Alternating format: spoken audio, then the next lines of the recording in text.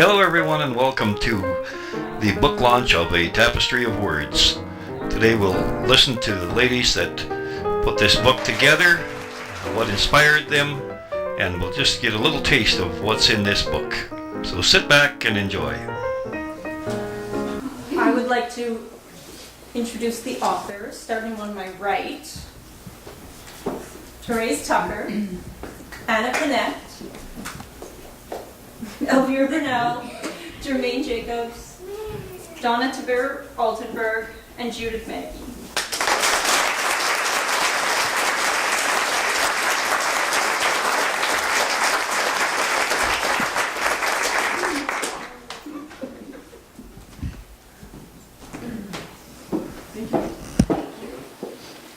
I would like to now invite Anna to come up to share her reflections upon completion.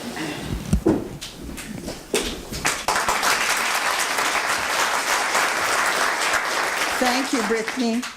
Good afternoon, and thank you for coming out to our launch.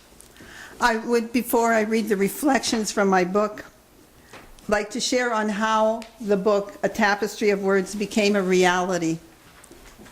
Our writing group meets once a week in the attic, where we share our stories and poems that we have written throughout the week. Anyway, each time we shared our work, I was impressed by the quality of the writing. And as I listened week after week, it struck me that these stories and poems belonged in a book. The dream became stronger as time went on, and I jotted down my reflections, and this is what I wrote.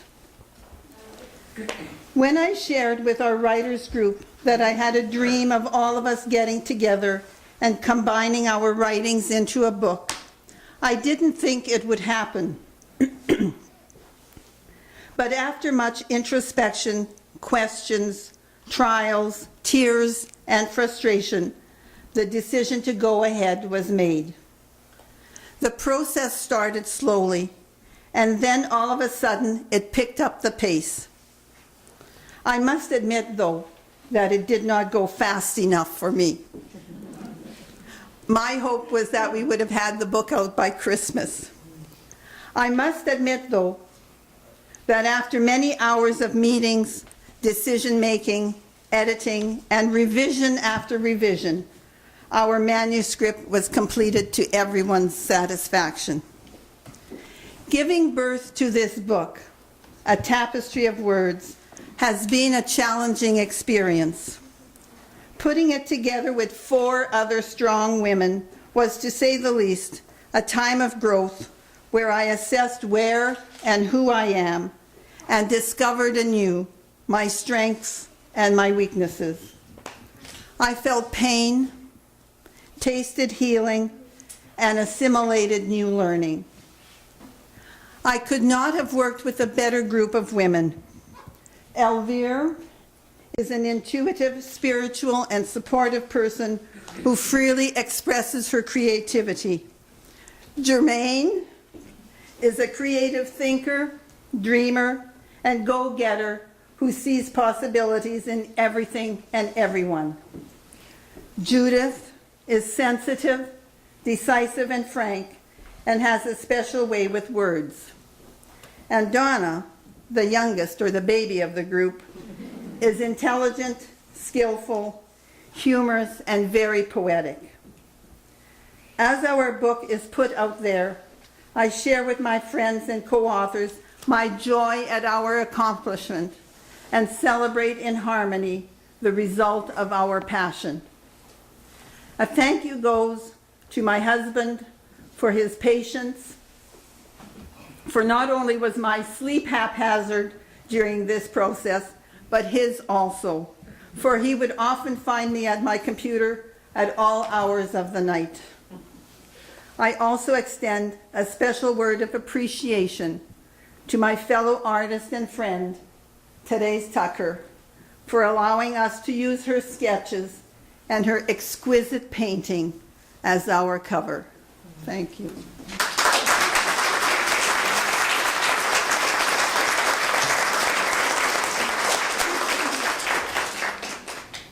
Hello. After about a year ago, Anna asked the members of our writing group if we would consider putting together some of our written work to make a book out of it. At first, our responses were varied from never in a million years to, I'll have to think about it, and I don't really have that much to put in there, to why don't we consider doing that sometime in the future? From time to time, Anna would mention it again to us, and slowly the responses changed to, how would we go about it? Where would we start? Do you think that's even a possibility? Maybe an opportunity? Let's look into it in the fall. Throughout all our insecurities, our stops and starts, our indecisiveness, Anna remained faithful to her original dream. She was our catalyst, and so the task began. After a break in late spring, we met again in August to continue the conversation. Anna offered to take on the role of editor and compiler, and she has done so with due diligence and faithfulness from beginning to end. As Anna said earlier, throughout the last 5 months, she really has been spending hours on the computer. And we know because of the times that she would send us emails. 2 o'clock, 3 o'clock, 5 o'clock, 4 o'clock, on and on and on, for all this time, glued to her home computer. She also became our link to the people at Art Bookbindery, our printers, throughout all of this as well. From the bottom of our hearts, Anna, we thank you. And now, Elvira will tell us about the cover.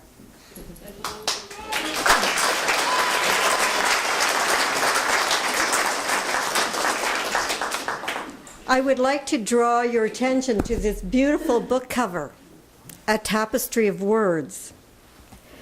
The Dreamweavers Writers Group put a tremendous amount of thought, energy, talent, creativity into making this attractive and appealing book cover. Art Bookbindery, the printing company we worked with, gave us a choice to design our own book cover or having them design it for us. Well, being who we are, we seized the challenge and took the high road. We chose to create our own, even though we were not sure of how that would ever happen. Our first step was to choose a title, and that was easy. We had experienced weaving the drop threads of our lives into stories by using our own words to complete an unbelievable tapestry. This title, A Tapestry of Words, then became a fitting and unanimous choice for our book.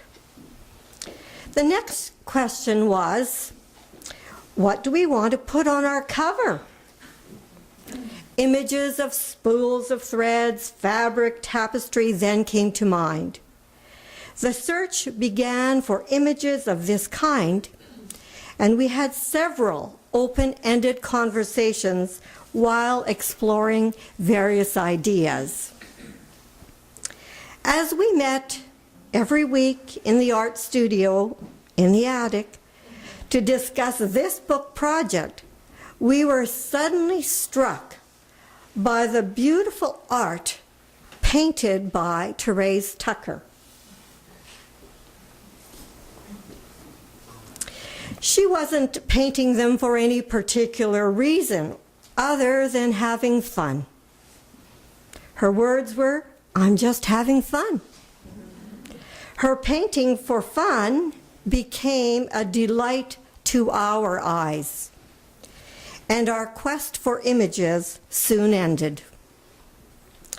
She was totally taken by surprise when we asked her if we could use her masterpiece of nature's tapestry to highlight the title for our book.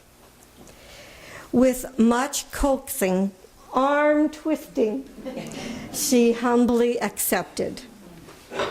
Therese, we are honored by your giftedness, your artist soul, and we thank you for your great contribution.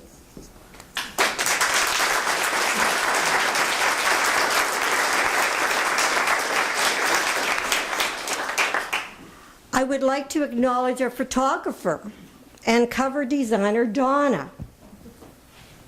She stepped forward as the photographer for the book and then accepted to try her hand as cover designer. She took lots of photos of each one of us. Reluctantly, we accepted that. And she produced all these beautiful ideas for the cover. She took photos of Therese's painting, and with that, she began designing various ideas for a book cover. Over a few weeks, she incorporated our ideas and came forth with many samples for us to look at. She always wowed us. She surprised us with her hidden talents. In sharing her computer skills, she rose to every challenge in making a tapestry of words a fine piece of art. We thank you, Donna, for taking that important role and challenge. You make us proud.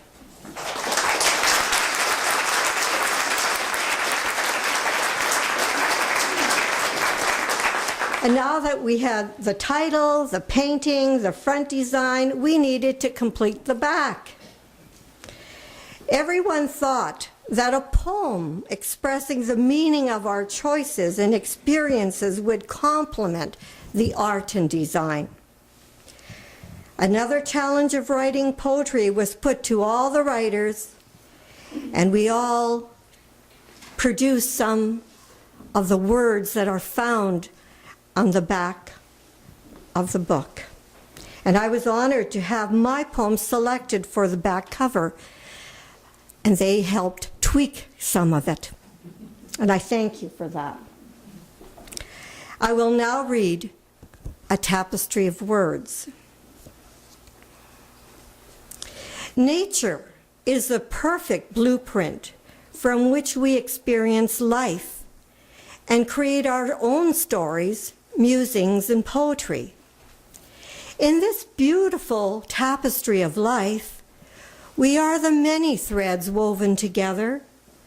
We have been imprinted by nature, no matter what age, gender, or color.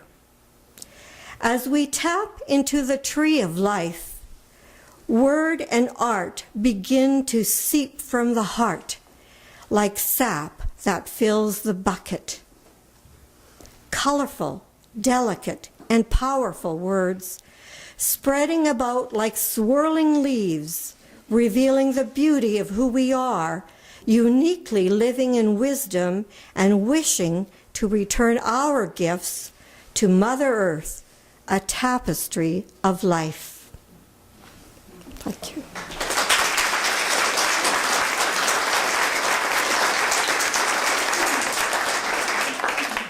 Judith will continue by sharing what's inside the book and how that came about. Judith.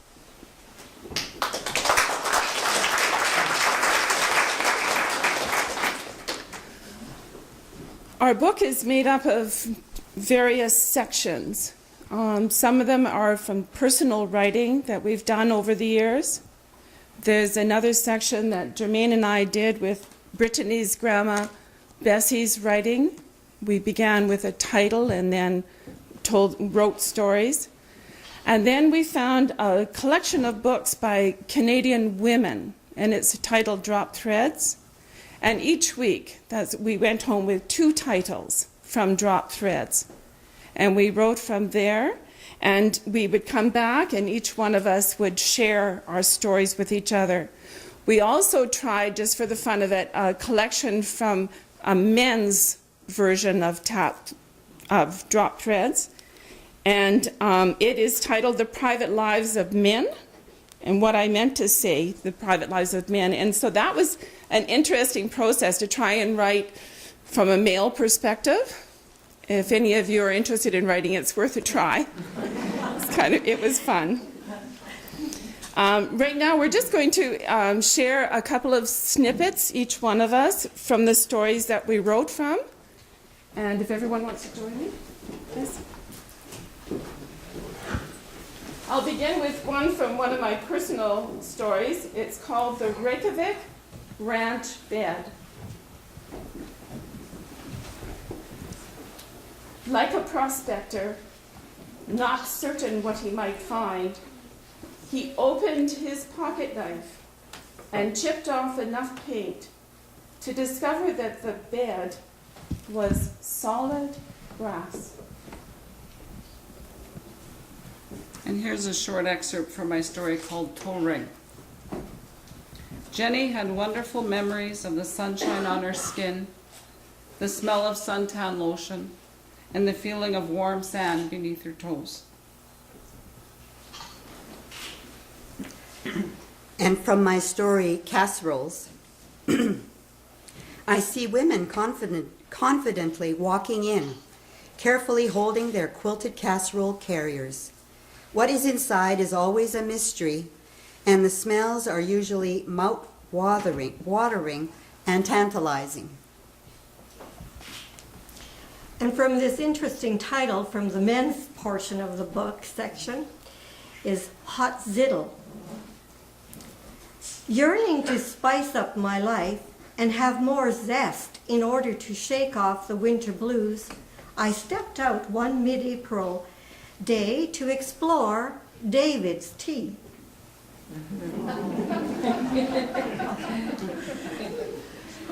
And this is from my story, The Coat I Left Behind. As she sat thinking about her life, all she could hear was the clock on the wall, loudly ticking away at its regular beat. Tick-tock, tick-tock, tick-tock. That was a sound that she disliked hearing because it always reminded her that her life was slipping away and that she had not yet accomplished anything special.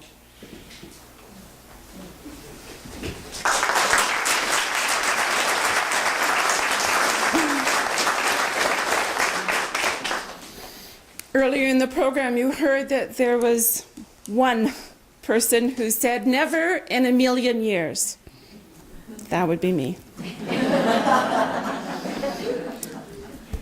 Something changed, and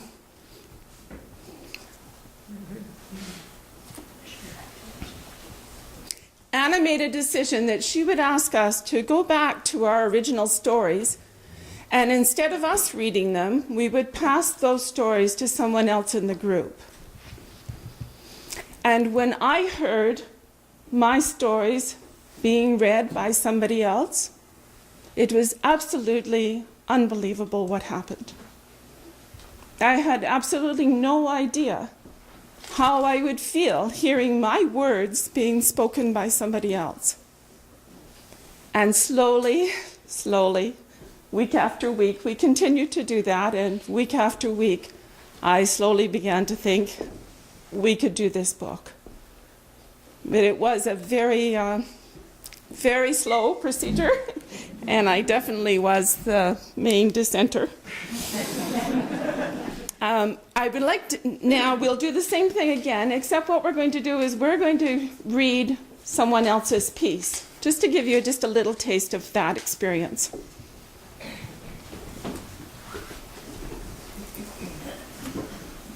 I'll begin with Donna's story titled Virgin Crone. Her father worked as a garbage picker, and soap and water for him just didn't happen very often. There was a stench to him that would burn out your nose hairs. His teeth were all yellow from the little stogie that stuck to the corner of his mouth. And here's a short excerpt from Elvire's story, Cat Bag. The foamy pool of milk was all around him, and the couple dozen of cats were totally ignoring my poor papa and getting their high on the milk they were lapping up. This is from Judith's story, Casseroles. Gladys did have to admit that Veronica was a beauty on the outside, but lordy, lordy, she was a backstabbing, acid-tongued witch of a sister.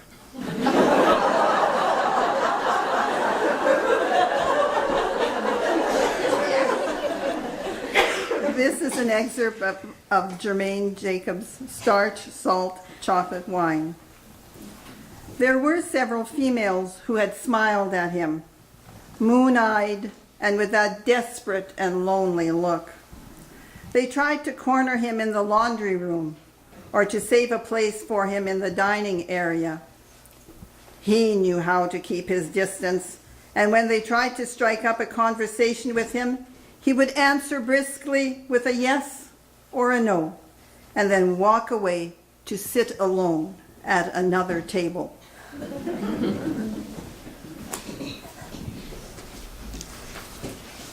And this is an excerpt from Anna's Starch, Salt, Chocolate Wine. She went to the ancient fridge and pulled out a small box of chocolates. Only 2 were left. Taking one, she let it melt slowly in her mouth, savoring the lavish experience of the decadent taste.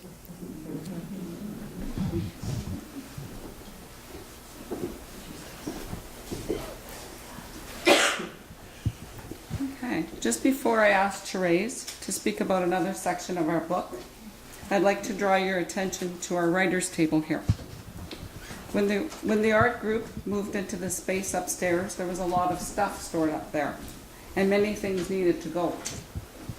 In this pile of stuff, there was a little old table which looked pretty bad. It was set to go with the junk until Therese, with her artist's eyes, saw its potential.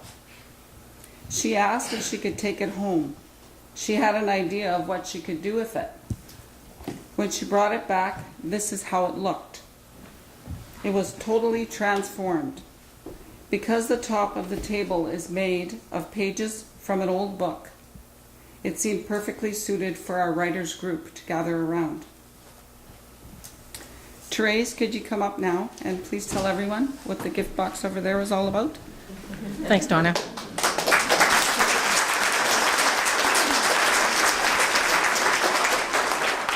The ladies asked me if I would bring items for their 10-minute creative writing exercise. I thought a gift box wrapped like a present would work well. The articles had to be hidden just until they were ready to be written about. If I wasn't able to be there the day that they gathered for their writing group, I would place the item under the box. Then they could uncover the surprise. The 5 drawings you see behind the ladies, on the wall, are a few of the items that I brought on the writing days. These sketches are also in the book. Judy will now read her story about the item under the gift box.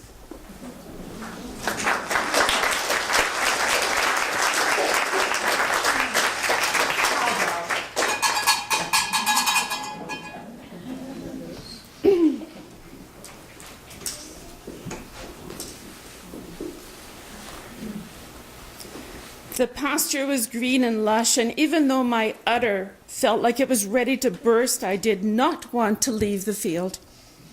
Oh, how good everything tasted. This was the first day of spring pasture, and I was going to make every second count. After 5 months of a cold Manitoba winter, nothing can beat the fresh air exercise, and my, oh my, the dandelion shoots are to die for. Being cooped up in the stall in the barn was appreciated on the coldest of days, but this is just a grand outing. The bell I have around my neck sounds great to my big flapping ears. I'm walking with a bit of a swagger just to get it to dingle a bit louder. I'd love to remain here in this field all day long. Uh-oh. Here comes the farmer's wife to walk me in. It must be milking time. Late last summer, I had gotten in the habit of waiting at the barn door. I can see that the farmer's wife is also walking with a bit of a swagger, as she must be happy to smell the spring air. I love to hear her happy voice as she calls to me, "Hey, hey, hey, Lavash!"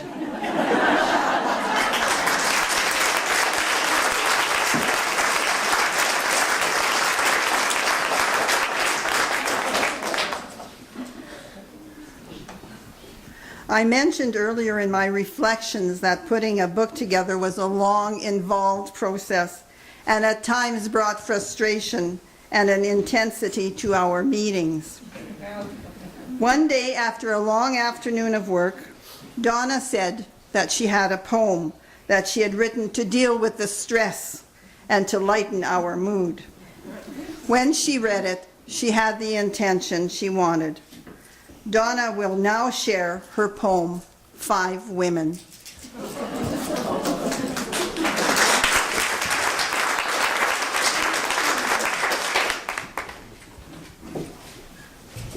Okay, being the naughty one of the group, I decided to write a poem about the experience of writing a book along with 4 other very opinionated women. Sometimes a little humor helps to ease the pain of it all, and believe me, it was a painful process. I just want all of you to know that we're all still speaking to one another. So here goes. Where'd Madeline go? I don't want to get my mouth marched up with soap. I'll tone it down a bit. 5 women. 5 women come together to share their written work. One day they get a bright idea. Why not write a book? Far too many emails sent to each other every day. Their heads go spinning round and round, wondering what the F is she trying to say. They all want to help one another and encourage and respect. They are all really beautiful people, but sometimes just a pain in the neck. They all have strong personalities and are very opinionated too. But if you have a struggle or a load to carry, they are right there cheering for you. Some days they could just laugh hysterically. Other days just sit down and cry. Because this book writing process is painful, but not hard enough to let the opportunity go by. It will all come together soon. At least that's what they say. The challenge sure has been difficult. A lot of lessons along the way. They want to shout and scream some days, lots of emotions to always sort through, but they show up every Tuesday, suckers for punishment through and through.